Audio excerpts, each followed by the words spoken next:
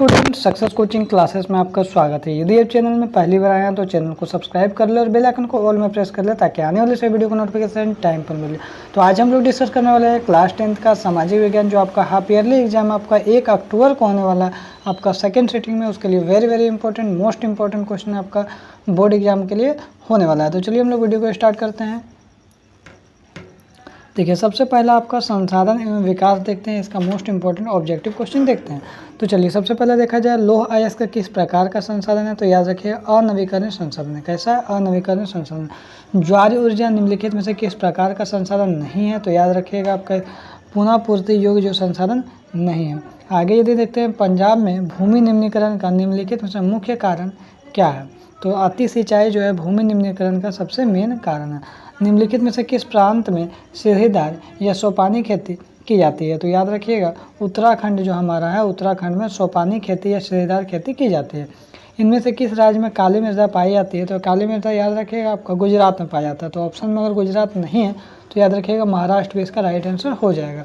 कपास की खेती के लिए कौन सा सबसे बेस्ट मृदा, आदर्श मृदा माना जाता है। तो याद रखिएगा रेगुर मृदा। आगे यदि देखते हैं मृदा निर्माण का जो प्रक्रिया है, जो प्रोसेस है, तो याद रखिएगा इसको हम लोग क्या बोलते हैं, ऋतु क्षरण बोलते हैं। जिस भूमि पर एक कृषि वर्ष या उससे कम समय के लिए खेती नहीं किया जाता हो तो उसको हम लोग क्या बोलते हैं, तो उसको हम लोग क्या बोलते हैं, चालू प्रति खेती बोलते हैं। क्या बोलते हैं? चालू प्रति। आगे देखते हैं हमारे पास हर व्यक्ति की आवश्यकताओं की पूर्ति के लिए बहुत कुछ है, लेकिन उसकी किसी के लालच की संतुष्टि के लिए नहीं।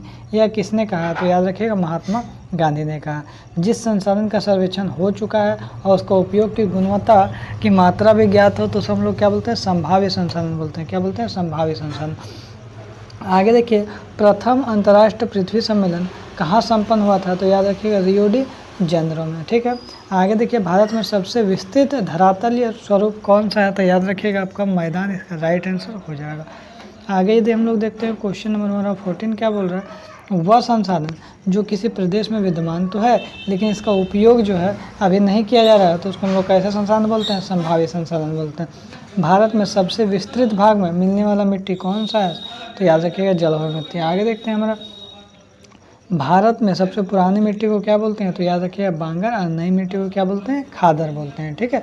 आगे देख लेते हैं 15 क्वेश्चन हम लोग हो गया। उसके बाद देखिए अब हम लोग देखने वाले हैं इकोनॉमिक्स का जो आपका चैप्टर है पहला विकास है। ठीक है। तो चलिए देखते हैं इसमें बोल रहा है किसकी धारणा हमेशा से हमारे साथ है। तो याद रखिए विकास की या प्रगति की धारणा हमेशा हमारे साथ है। आगे देखिए हम आज जो भी जीवन जी रहे हैं वह किससे प्रभावित होता है। तो याद रखिएगा अतीत से प्रभावित होता है। आगे देखिए लोगों के विकास के क्या क्या लक्ष्य हो सकते हैं। तो याद रखिए सभी लोगों का विकास के लिए अलग अलग लक्ष्य हो सकते हैं, भिन्न भिन्न लक्ष्य हो सकते हैं। जो विकास हमारे लिए लाभदायक है दूसरों के लिए भी लाभदायक होगा तो नहीं, विनाशकारी भी हो सकता है। किसी के लिए लाभकारी है तो किसी के लिए विनाशकारी भी हो सकता है। ठीक है। सरकार बोल रहे हैं सरदार सरोवर बांध किस नदी पर बनाई गई है। तो याद रखिएगा नर्मदा नदी पर। विकास के लिए योग मिले जुले दिखते हैं। तो किसके लक्ष्य के जो योग मिले जुले दिखते हैं। आगे देखते हैं बोल रहा आबिद जान शहर कहाँ स्थित है। तो याद रखिए अफ्रीका के ओजाइवरी के रूट में आपका स्थित है। आगे देखिए लोगों की तुलना हम किस आधार पर करते हैं। तो याद रखिएगा एक या दो महत्वपूर्ण विशेषता के कारण हम लोग तुलना करते हैं। दो देशों की तुलना किस महत्वपूर्ण आधार पर किया जाता है। तो याद रखिएगा इनकम के आधार पर किया जाता है। दो देश का तुलना किया जाता है। किसी देश की आय उस देश के सभी देश की आय के बराबर होता है, सभी निवासियों की आय के बराबर होता है। आगे यदि हम लोग देखते हैं देश की कुल आय को कुल जनसंख्या से भाग देने पर क्या निकलता है। तो याद रखिएगा कुल आय को अगर कुल जनसंख्या से भाग दे देंगे तो क्या निकलेगा, औसत आय निकलेगा। आगे यदि हम लोग देखते हैं औसत आय का दूसरा नाम क्या है। तो याद रखिएगा प्रति व्यक्ति हम लोग आय भी बोलते हैं, प्रति व्यक्ति आय। ठीक है।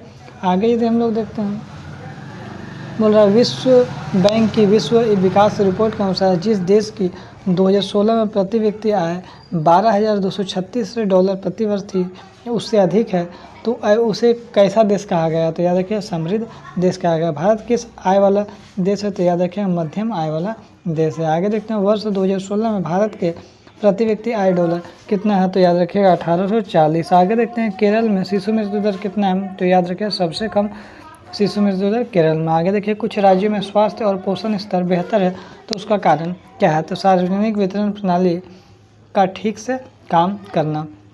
आगे यदि देखते हैं भूमिगत जल कैसा संसाधन है, तो याद रखिएगा आपका नवीकरणीय संसाधन है। कच्चा तेल कैसा संसाधन है, तो याद रखिएगा गैर नवीकरणीय संसाधन। आगे देखिए विश्व में तेल कितने वर्षों में समाप्त हो जाएगा, तो लगभग 50 वर्षों में समाप्त हो जाएगा। सामान्यतः किसी देश का विकास किस आधार पर निर्धारित किया करता है, तो याद रखिएगा प्रति व्यक्ति आय भी, अवसर, साक्षरता दर भी, लोगों का स्वास्थ्य स्थिति भी, तो उपयुक्त सभी हो जाएगा। आगे यदि देखते हैं निम्नलिखित पड़ोसी देशों में से मानव विकास के लिहाज से किस देश की स्थिति भारत से बेहतर है, तो याद रखिएगा श्रीलंका। आगे देखिए माना किसी देश का 4 परिवार है, उन परिवारों को प्रति व्यक्ति आय 5,000 रुपये है। अगर 3 परिवारों की आय क्रमशः 4,000, 7,000 और 3,000 है, तो चौथे परिवार का क्या होगा।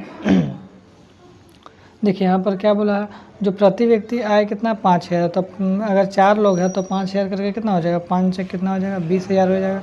और यहाँ पर 3 आदमी की इनकम दे दिया, चौथा निकालना, तो 4 और 7 11, 11 3 14, 14, तो 20 में से अगर 14,000 घटा देंगे तो हमारा कितना हो जाएगा 6,000, ऑप्शन नंबर डी हो जाएगा। ठीक है, तो यदि हमारा वीडियो आपको अच्छा लगे तो लाइक शेयर एंड सब्सक्राइब जरूर करें। फिर मिलते हैं हम लोग नेक्स्ट वीडियो में। Thank you so much.